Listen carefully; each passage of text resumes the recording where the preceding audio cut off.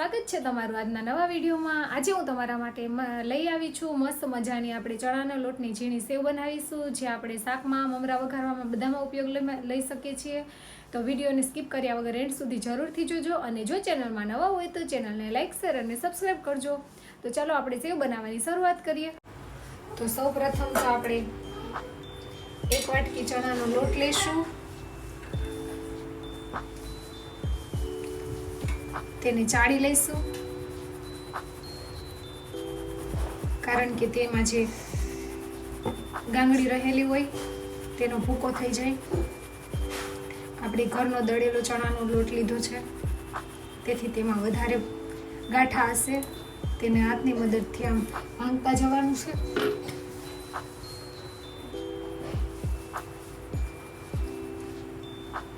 આપણે લોટને ચાળી લીધો છે। હવે આપણે તેમાં થોડું તેલ ઉમેરીશું, આશરે અડધા પાવરા જેટલું તેલ નાખ્યું છે। 1 ચમચી જેટલું નમક ઉમેરીશું, અડધી ચમચી જેટલી હળદર ઉમેરીશું, બધું સારી રીતે મિક્સ કરી લઈશું। થોડું થોડું પાણી લઈ અને લોટને બાંધી લઈશું। આપણે ધ્યાન રાખવાનું છે કે એક સાથે બધું પાણી નથી ઉમેરવાનું, થોડું થોડું પાણી લેવાનું છે, નહીંતર જો લોટ ઢીલો થઈ જશે તો સેવ સારી નહીં પડે।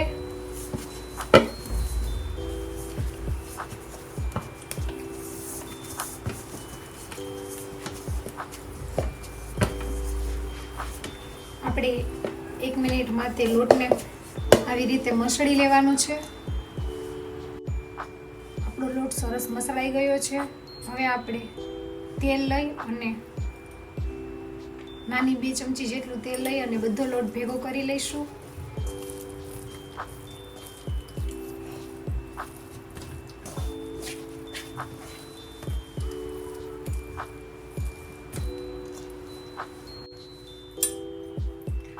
તવીથાની મદદથી બધો હાથમાંથી લોટ ઉખેડી નાખશું, તમે જોઈ શકો છો। અને આવી રીતે બધો લોટ ભેગો કરી લઈશું। તમે સહેજ તેલવાળો હાથ કરીને કરશો તો બધો લોટ સરસ ભેગો થઈ જશે। હું તમને કરીને બતાવું છું।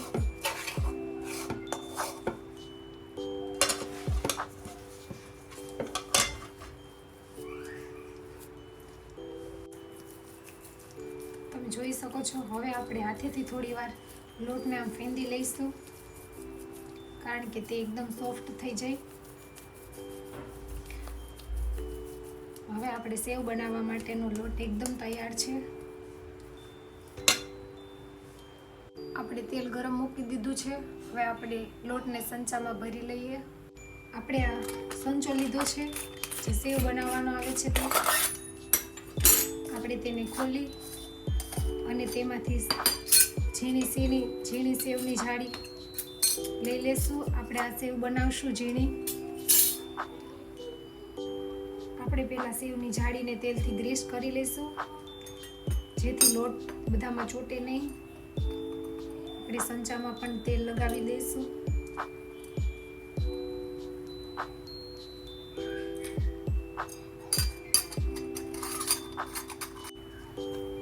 લોટ પણ તૈયાર થઈ ગયો છે, તેને સહેજ તેલવાળો કરી અને મશીનમાં મૂકી દઈશું। ત્યારબાદ મશીનના આ ભાગને પણ તેલ લગાડી દઈશું થોડું, જેથી લોટ ચીપકે નહીં। તો આપણે લોટ ભરી દીધો છે।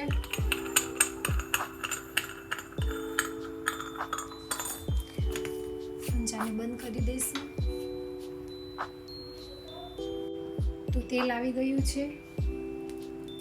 આપણે સેવ પાડી લઈશું। તેને ધીમા તાપે સેવ બનાવવાની છે, નહીં તો તે દાજી જશે।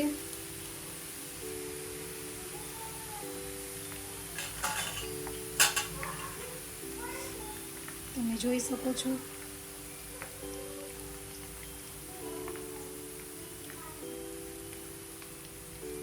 મોટી સેવ તૈયાર થાય છે, તેને પલટાવી લઈશું।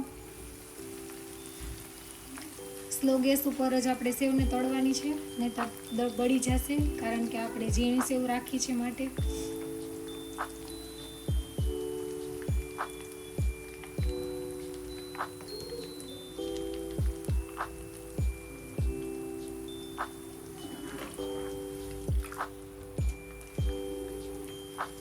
સેવને ચડતા વાર નથી લાગતી, ફટાફટ ચડી જાય છે.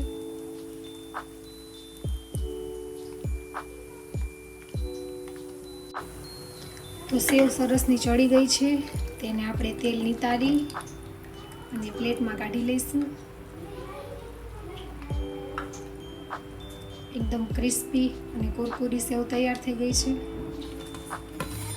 તો બીજી સેવ પણ આ રીતે બનાવી લઈએ. આપણે બીજી સેવ પાડી લઈશું.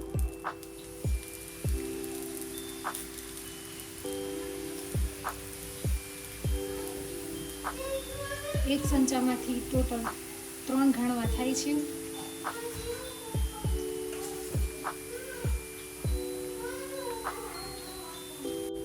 સેવને પલટાવી લઈશું.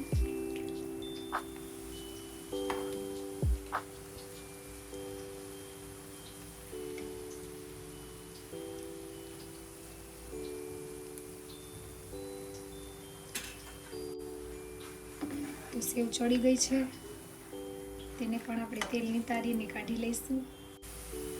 તો આપણે ત્રીજું ઘાણું પણ બનાવી લીધું છે.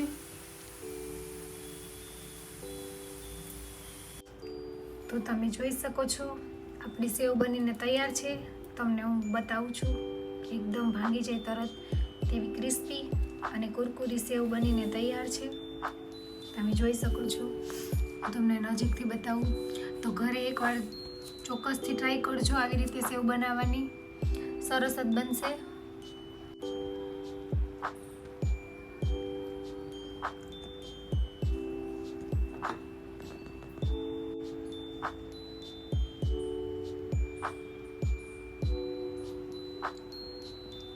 તો આજની સેવની રેસીપી તમને કેવી લાગી તે કમેન્ટ કરીને જણાવજો, અને જો ચેનલમાં નવા હોય તો મારી ચેનલને લાઈક, શેર અને સબસ્ક્રાઈબ કરજો. તો મળશું આવી નવી રેસીપી સાથે. ત્યાં સુધી આવજો. જય સોમનાથ. Bye bye.